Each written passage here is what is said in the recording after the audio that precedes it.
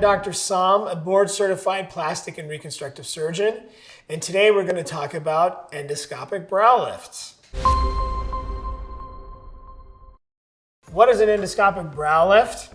That's where we take the traditional brow lift or lifting of the forehead and we eliminate the large incision, most commonly known as a coronal incision, that was often required extending all the way across to achieve a full lift. And we do it with a camera through 3 small incisions.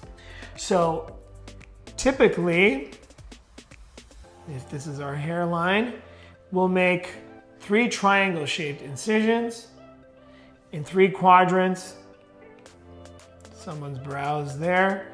Then coming in with cameras, we'll come in through these 3 ports and get in here. The first thing we do is we actually will remove some of the muscles in the glabella, thereby creating a permanent Botox effect for that area. So already you're saving money. And then at the same time, we'll release the fascia or thick layer of the tissue holding everything in place, which then allows us to lift all of this tissue up with 3 temporary stitches or sutures through these same holes. In doing so, it really helps get that lift because we've actually released what was tethering everything down.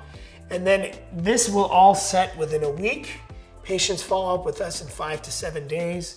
These sutures come out and everything's already set in place. They look great. And they didn't have to undergo that entire incision and healing that comes with the coronal for a traditional brow lift. So if you or a loved one is interested, feel free to contact us. Come on in for a consultation. We're here for you.